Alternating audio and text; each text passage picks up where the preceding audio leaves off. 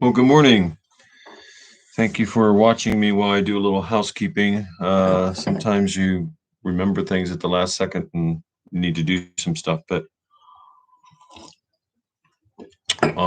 it's good to see all of you here so far. And I think that you're going to enjoy this morning's podcast.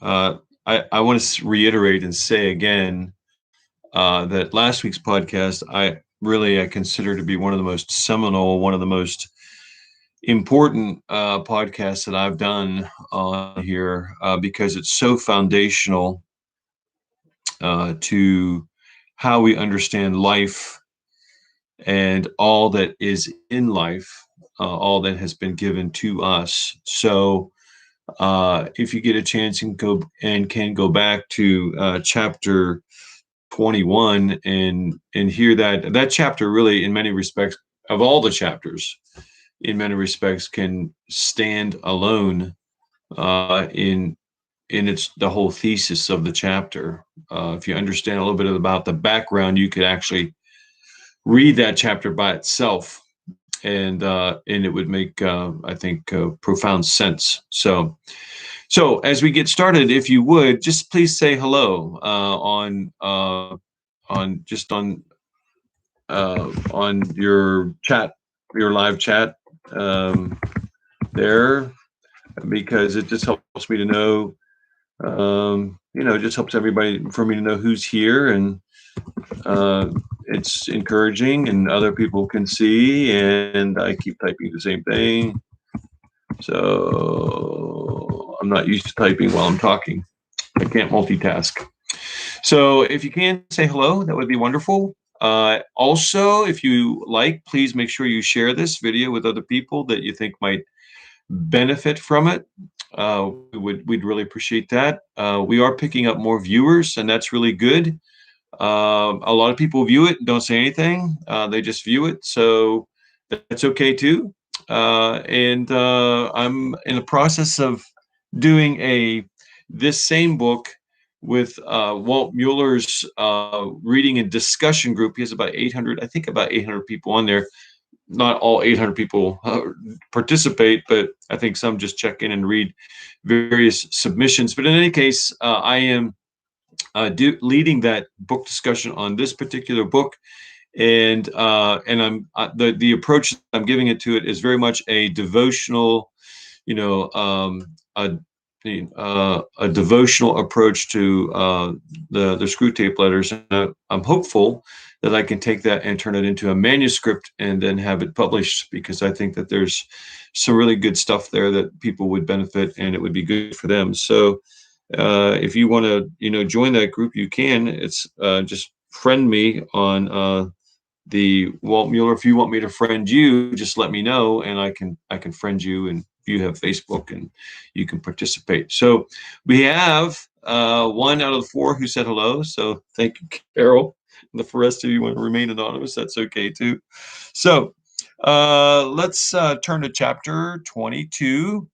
And before we do, and as you are turning to that, I want to give to you some biblical passages that I think would be really helpful for contextualizing and encouraging you to appreciate what Lewis is getting at here.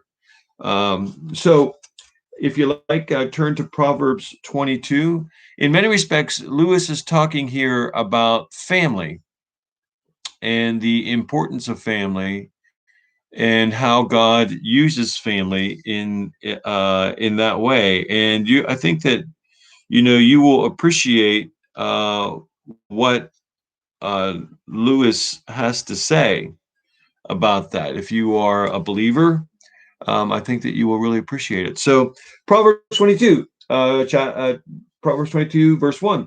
Train up a child in the way he should go, even when he is old, he will not depart from it.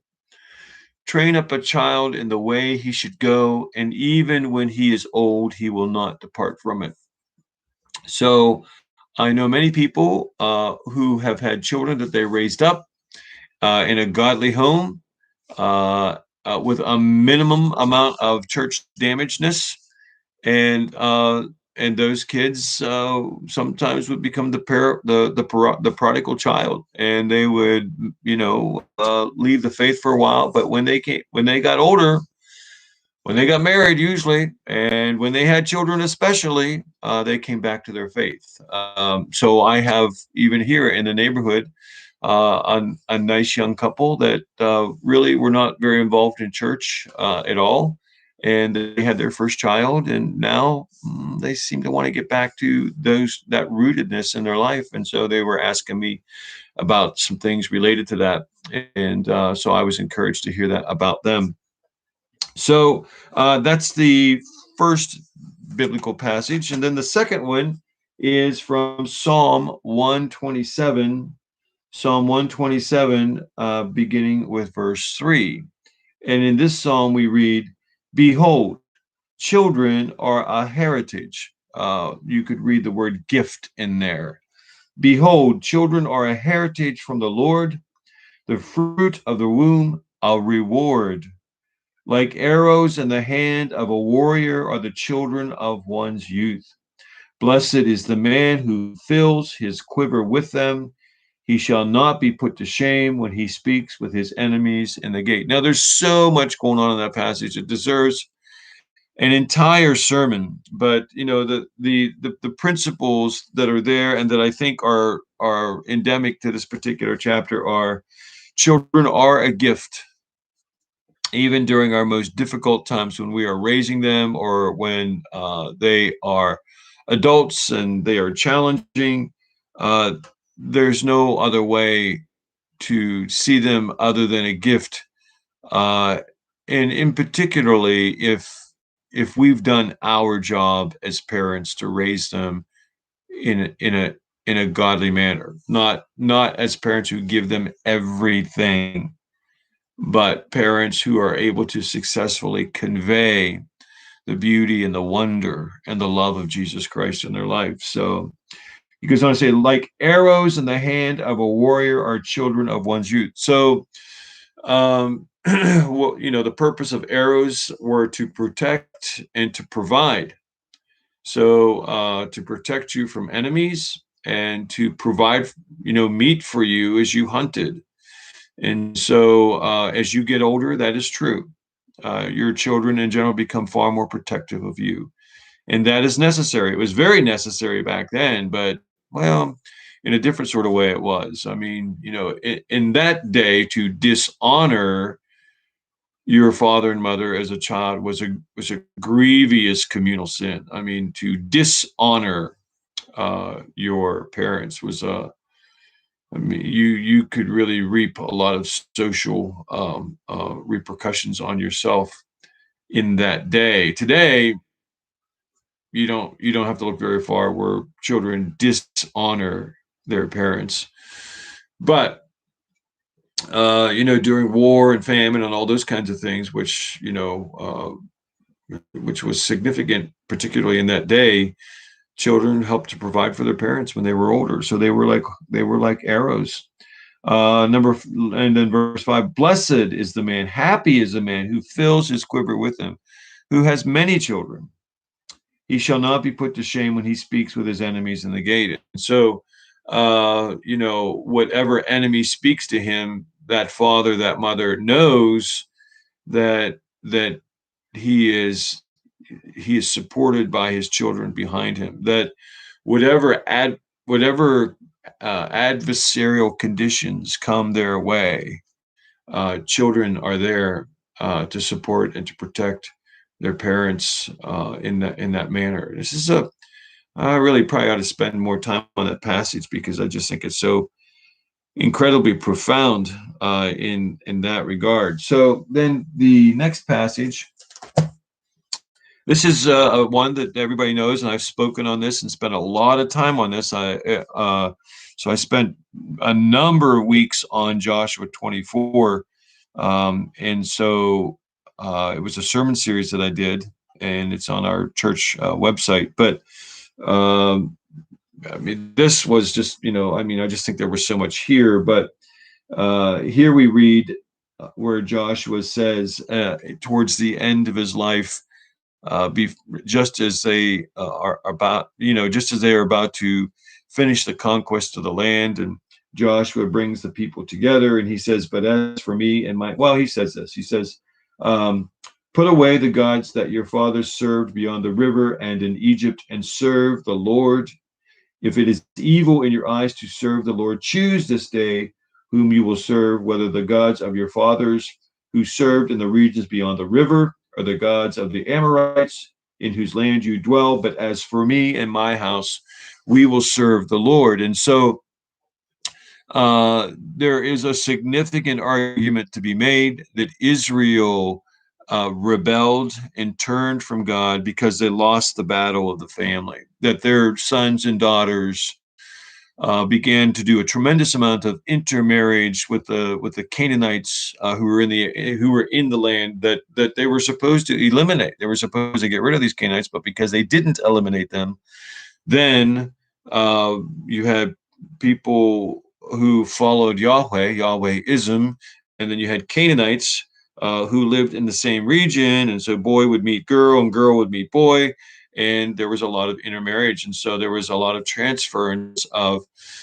especially from the Canaanite gods to Yahwehism. There was a lot of blending and replacement of the Canaanite gods with Yahwehism. And so Israel over time lost the battle because they lost their family.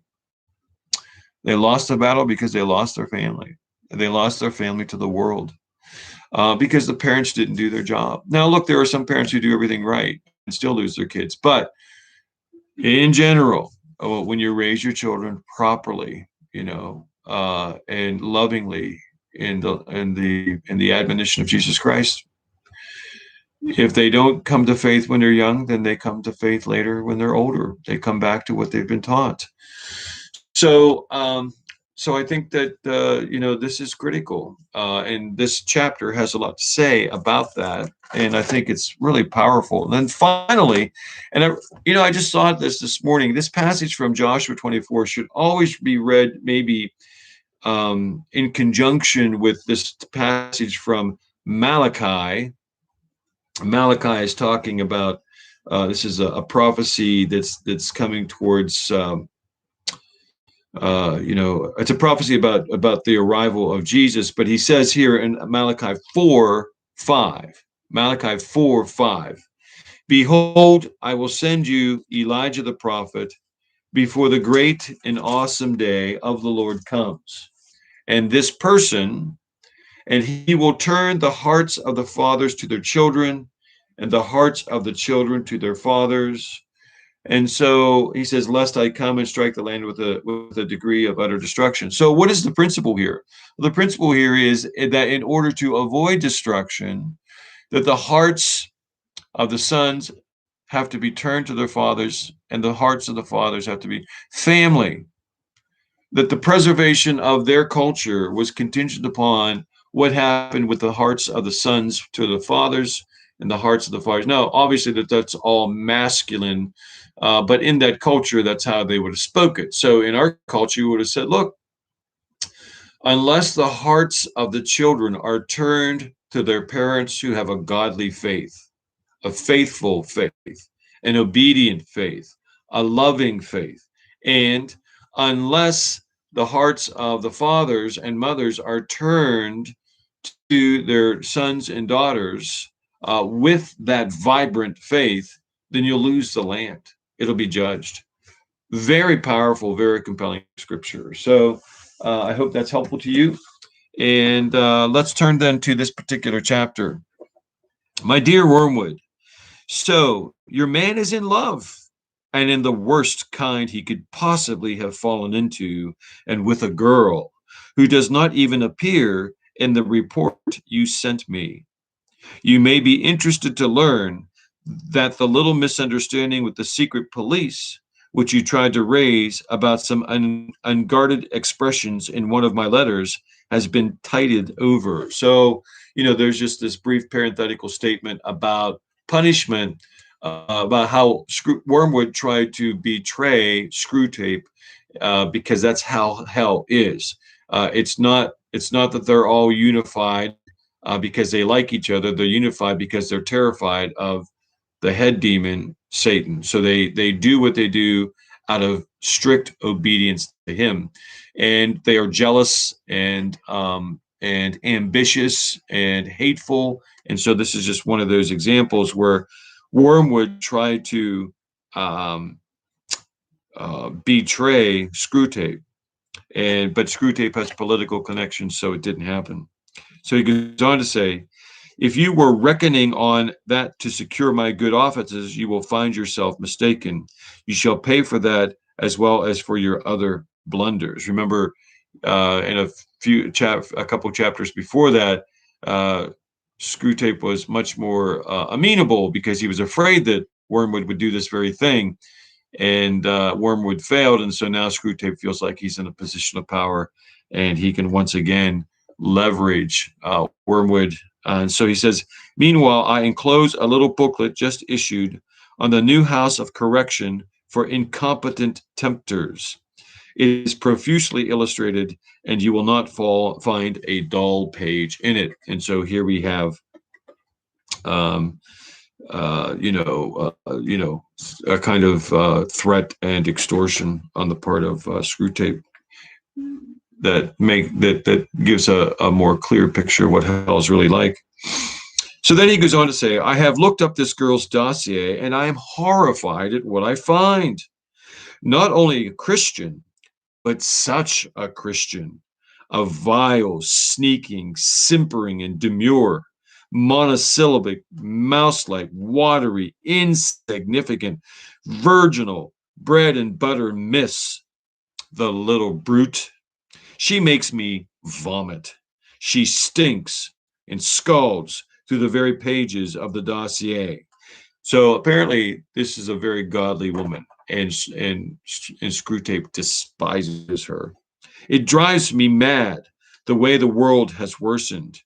We'd have had her in the arena in the old days. That's what her sort were made for. That's an interesting double statement, really, because it's no mistake that many of the godliest people who were martyred because of their deep faith, and that they may have been born in some respect for that very purpose, to be martyred. So, in order to advance a greater witness of Jesus Christ, to convey that Jesus Christ is worthy of one's life. And so, when he says that's what her sort was made for, that could be very well the truth. But the truth is that most of us hope that it's not true of us, right? That we can still have heaven, but not have to pay for it here on earth, right? She drives me mad the way the world has worsened. We would have had her in the arena in the old days. That's what her sort is made for. Not that she'd do much good there either. A two-faced little cheat. I know the sort, who looks as if she'd faint at the sight of blood and then dies with a smile. A cheat in every way, which she of course is not. Looks as if butter would melt in her mouth, and yet has a satirical wit. The sort of creature who would find me funny, Screwtape says. Filthy, insipid little prude, and yet ready to fall into this booby's arms just like another breeding animal. He really doesn't hold back, does he? Huh? Why doesn't the enemy blast her for it? He's so moonstruck by virginity instead of looking on there grinning. So so even with their attraction to each other in terms of their faith and that thing that they share in common, it doesn't mean that they are not without temptation and desire, and yet they choose not to act on it. That's really what he's getting here. So ready to fall into this booby's arm. So the sort of creature who would find me funny, filthy, insipid little prude, and yet ready to fall into this booby that is the patient's arms like any other breeding animal, as if that's, all that makes up a human. That's what makes up some humans, but not the majority of who we are. Why doesn't the enemy blast her for her? So why doesn't the enemy, like, look, she wants to, she wants to consummate her relationship with him. Why doesn't the enemy blast her for it? And then he, so moonstruck by virginity, instead of looking on there grinning or lusting, he's a hedonist at heart. All those facts about faith and vigils, observations, prayer time, fasting, things like that. Vigils and stakes and crosses are only a facade. So all this stuff that he has in his life about his faith is only a facade, Screwtape is saying, or only like foam on the seashore, out at sea, out in his sea. There is pleasure and more pleasure. He makes no secret of it. At his right hand are pleasures forevermore. Ugh, I don't think he has the least inkling of that high and austere mystery to which we rise in the miserific vision. He is vulgar, Wormwood. He has so now he's attacking the patient and the patient for not acting on his desire. Even though the patient knows there can be phenomenal pleasure associated with this connection, he's choosing not to do that. And so this is what unhinges Screwtape. He has a bourgeoisie mind. He has filled his world full of pleasures. There are things for humans to do all day long without his minding in the least: sleeping, washing, eating, drinking, making love, playing, praying, and working. Everything. So then he goes on to say, this is this is what what's available to the patient. But in order to make him slip and stumble, then he goes on to say, there are things for humans to do all day long without his minding in the least. That is God. God doesn't mind us sleeping. God doesn't mind us washing, or he doesn't mind us eating. God doesn't mind us drinking.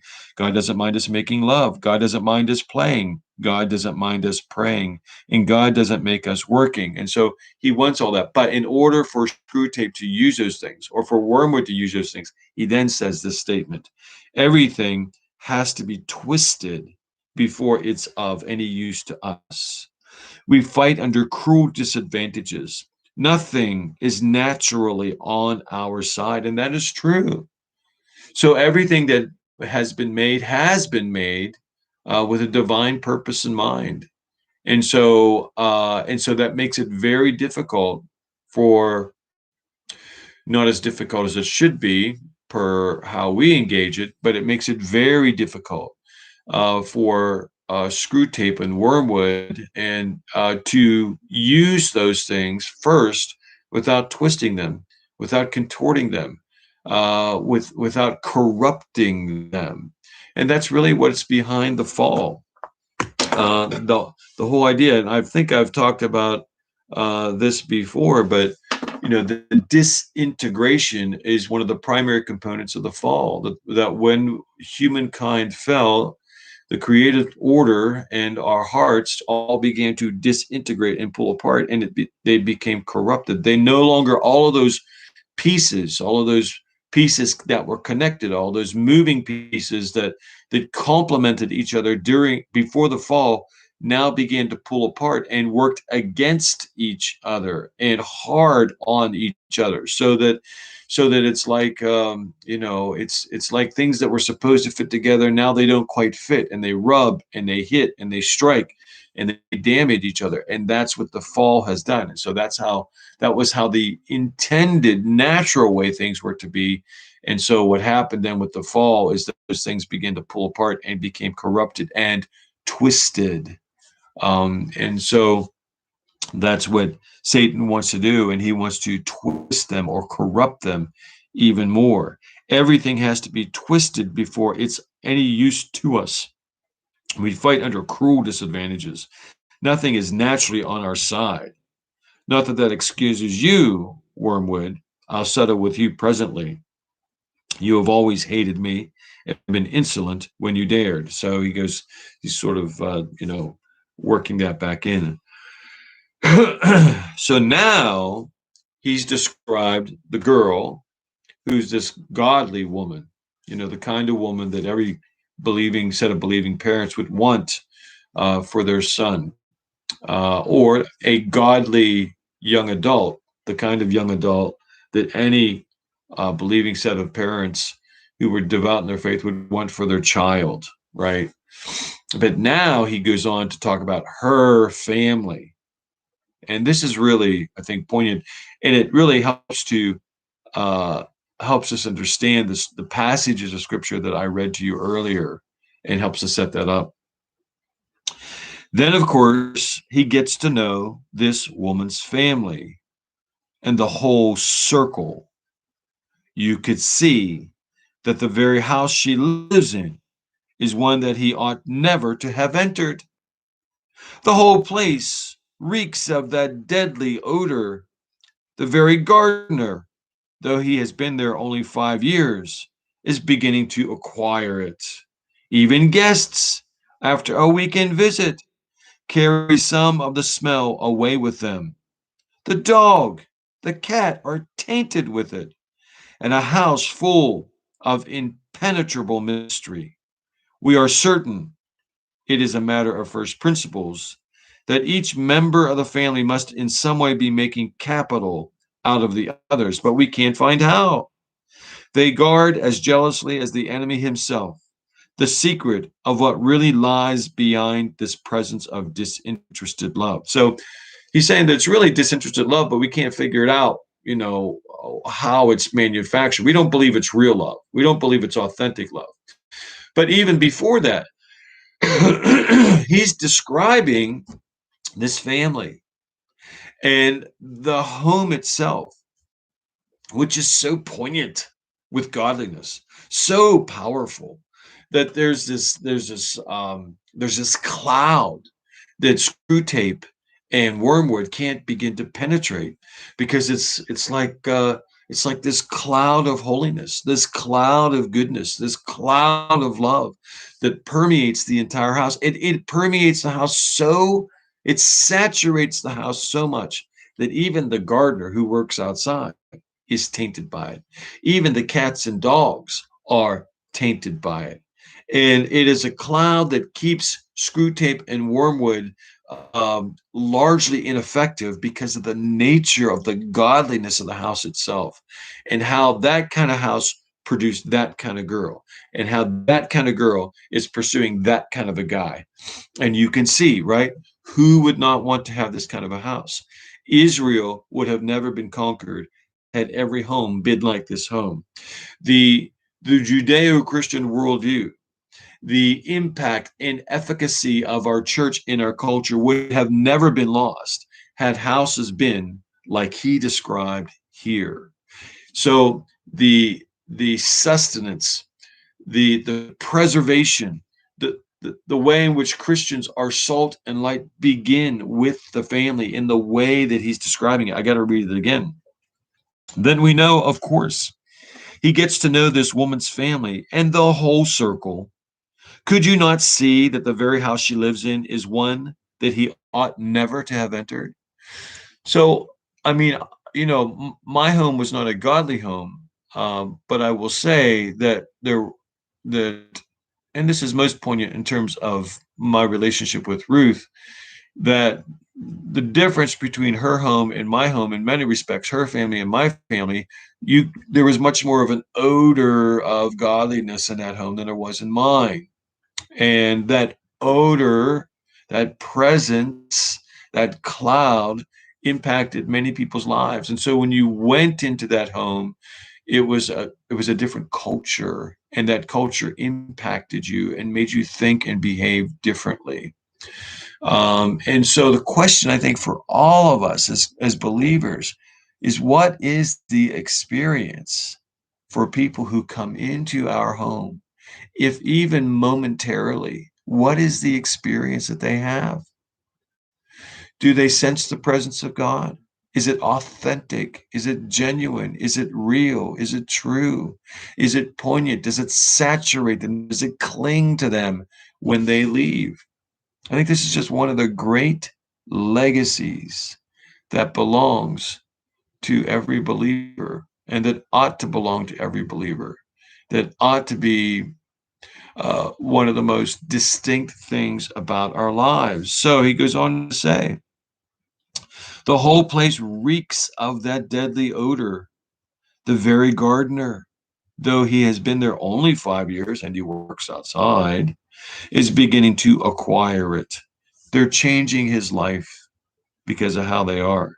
Even guests, after a weekend visit, carry some of the smell away with them. So when they enter into that home, their lives are changed, their lives are impacted, that their lives become saturated with that kind of presence. The dog and cat are tainted. Well, how is that? It's because they treat their dogs and cats well. They love them. And so their dogs and cats are nice animals because of it. And a house full of impenetrable mystery. We are certain it is a matter of first principles. In other words, this is the first principle that each member of the family must in some way be making capital out of the others. They must be using each other, but we can't find out how. They guard as jealously as the enemy himself the secret of what really lies behind this presence of disinterested love, which is a part of their first principles. They don't believe that love actually exists. The whole house, I mean, Satan and his minions don't believe love exists. The whole house and garden are one vast obscenity to Satan. It bears a sickening resemblance to the description one human writer made in heaven. Quote, the regions where there is only life, and therefore all that is not music, is silence.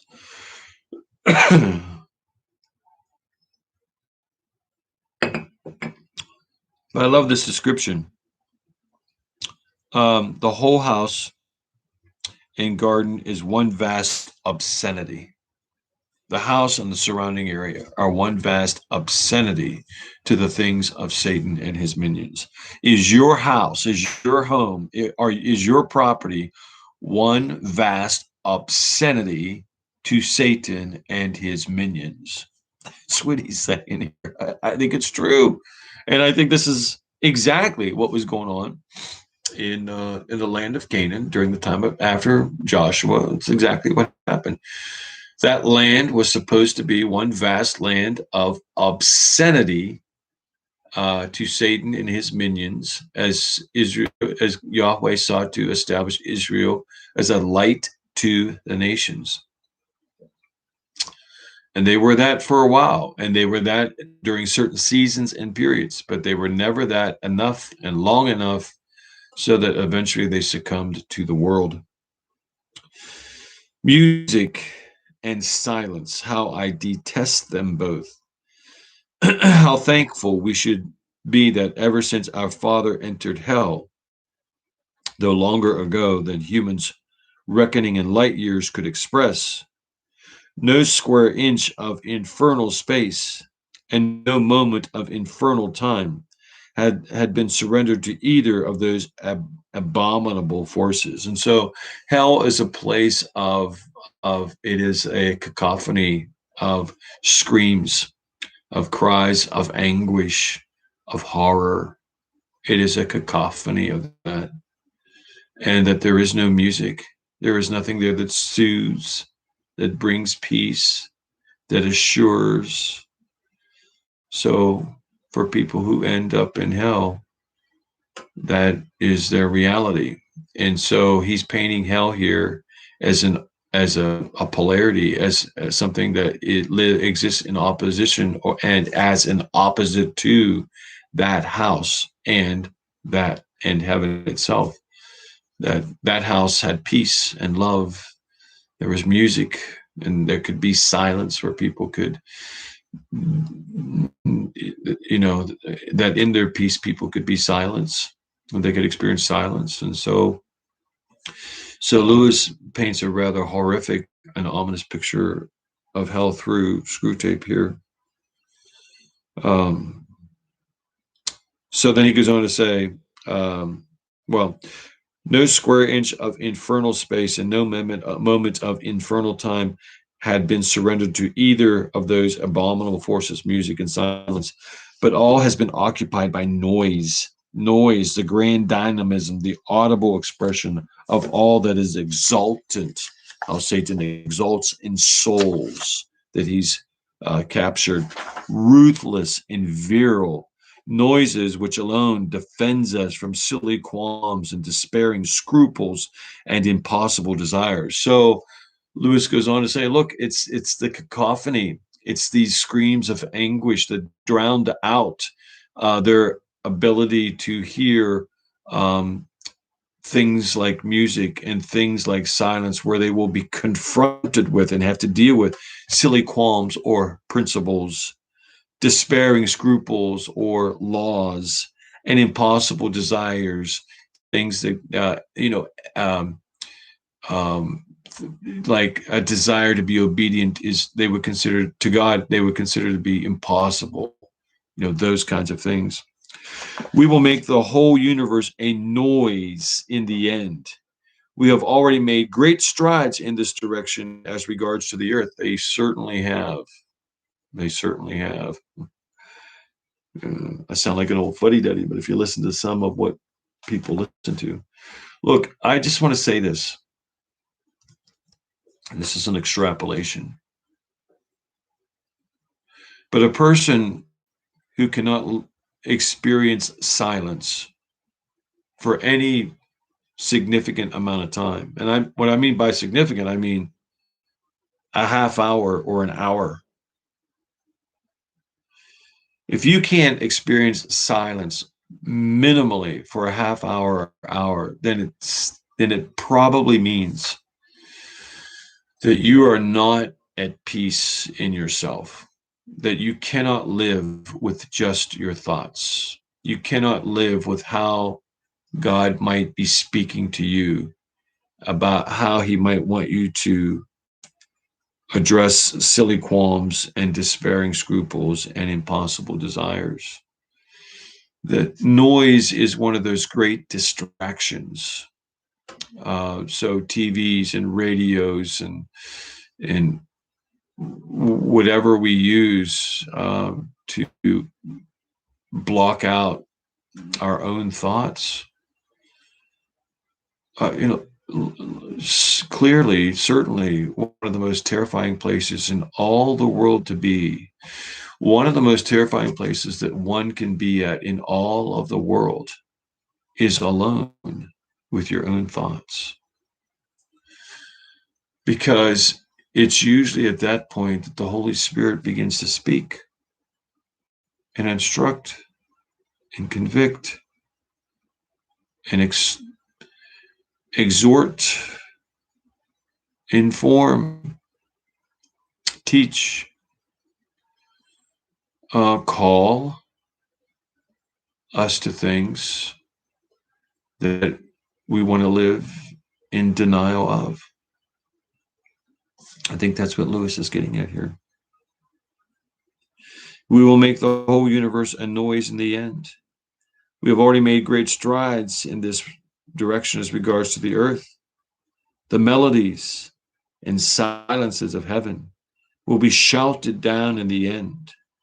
So he thinks. But I admit we are not yet loud enough or anything like it. Research is in progress. Meanwhile, and he goes on to say, you disgusting. So he attacks Screwtape Letter, Wormwood again for Wormwood betraying him. And so then there's this transition here where Screwtape is so angry at Wormwood that this letter has to be finished by a guy named Toadpipe. And so this is the because Screwtape is really going off on Wormwood. So Toadpipe says, in the heat of composition, I find that I have inadvertently allowed myself to assume the form of a large centipede. I am accordingly dictating the rest to my secretary. So he became so unglued, so unhinged that he turned himself into something less than desirable. Now that the transformation is complete, I recognize it is a periodical phenomenon. Some rumor of it has reached the human why Screwtape turned himself into a centipede per Milton, who wrote the book who wrote Paradise Lost. I have to look up that reference, but um, is that what we are inside is what we become outside. What we are inside is what we become outside. And so, Screwtape's rage turned him into this centipede, the kind of centipede that you would read in Milton. And so, when we are quiet inwardly, when we listen, when we hear, when we meditate, when we think, when we pray, um, then our lives become transformed and more in the direction of who Christ is. But when our lives are filled with noise and distractions and those kinds of things, then the the good things of Christ uh, are blocked out, are silenced in that regard. So, in any case, I think this is a wonderful chapter, and I think it's a chapter that challenges all of us, particularly as it relates to how an authentic faith, a real faith in our lives and in our families, is incredibly distressing to the enemy, and how it can have a profound impact on other people if it's real, if it's true, if it's authentic, if it's genuine. And I think it just raises the question for all of us as Christians: what is the nature of our family, and what is the nature of our home, and what do people experience when they walk in through those doors? Do they get do they get what is the first thing they encounter? Do they encounter a godliness, a love, a peace?